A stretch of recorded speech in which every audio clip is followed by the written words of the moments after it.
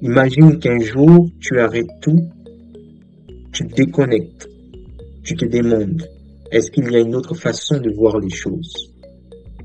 La philosophie commence là, pas dans des livres poussiéreux, mais dans le moment où quelque chose en toi dit, attends, bienvenue sur cette chaîne. Ici, on ne cherche pas des vérités prêtes, on cherche à penser autrement. Et aujourd'hui, pour commencer, on va s'attaquer à la question fondatrice.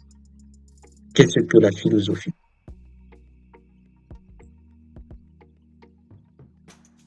À l'origine, la philosophie vient du mot grec philo, qui signifie amour, et sophia, sagesse, donc amour de la sagesse. Mais c'est quoi la sagesse? Ce n'est pas être intelligent, ni même être cultivé, c'est chercher à comprendre le sens de ce que l'on vit. Le philosophe alors est celui qui aspire à la sagesse. La philosophie commence souvent par une simple émotion, l'étonnement, devant la mort, devant l'amour, pas pour épater mais pour vivre plus lucidement. Socrate disait, une vie sans examen ne mérite pas d'être vécue. Mais alors, qui a le droit de philosopher? Bien sûr, tout le monde. Pas besoin d'être professeur, il suffit d'être humain. La philosophie occidentale est celle qu'on enseigne souvent à l'école. Platon, Aristote, Descartes, Kant, Nietzsche. Elle commence en Grèce ancienne avec une obsession pour la vérité. Platon cherche les idées pures derrière le monde sensible. Aristote cherche à décrire la nature de manière logique. Descartes, lui, doute de tout, sauf de sa pensée. Je pense donc je suis. Puis viennent les Lumières. On place la raison au centre de tout. L'homme devient sujet, cœur de sa liberté. Mais cette tradition a aussi ses limites. Elle sépare souvent le corps et l'esprit, la nature et la culture. Nietzsche réagit. Il veut une philosophie vivante, critique, questionne les morales toutes faites. L'Occident est donc une pensée du sujet, de la liberté individuelle, du questionnement rationnel, mais aussi une pensée marquée par la technique, le pouvoir et parfois l'oubli du reste du monde. Si on sortait de ce paradigme, la philosophie africaine, souvent orale, est moins connue aujourd'hui en Occident. Mais elle est là, elle est bien vivante, profonde, ancrée dans le quotidien.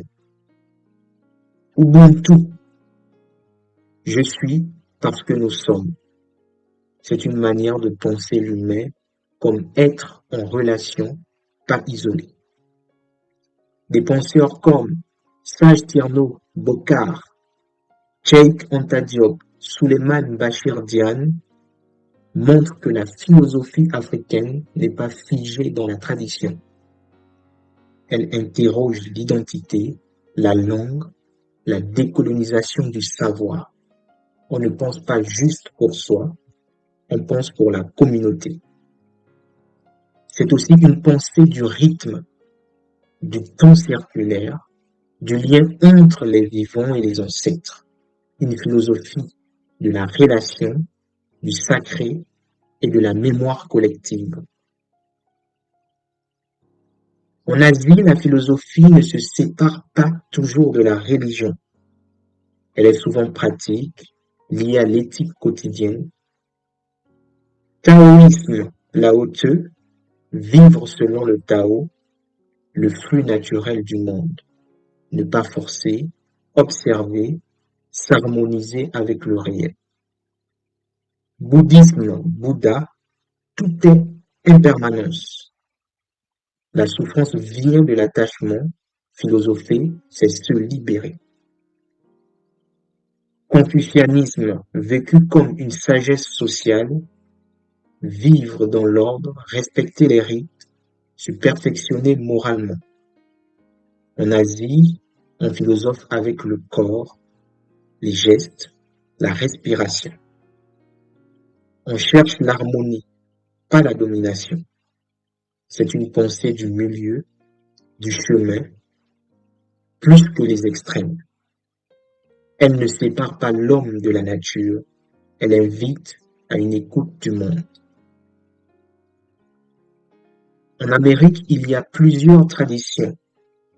La philosophie amérindienne, d'abord une pensée de la terre. Tout est lié, les animaux, les plantes, les ancêtres.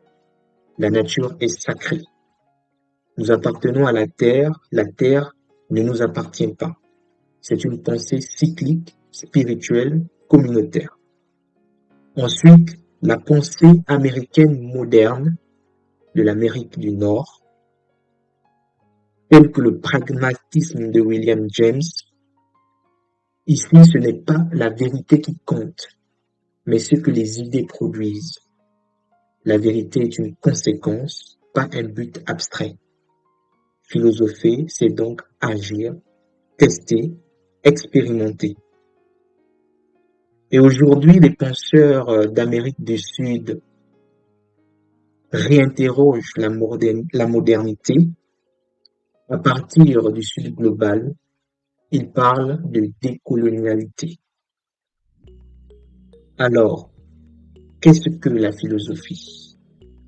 C'est peut-être avant tout un art de vivre en conscience, un art d'écouter, de réfléchir, entrer dans d'autres manières de penser, parce que penser, ce n'est pas seulement avoir des idées, c'est apprendre à voir autrement.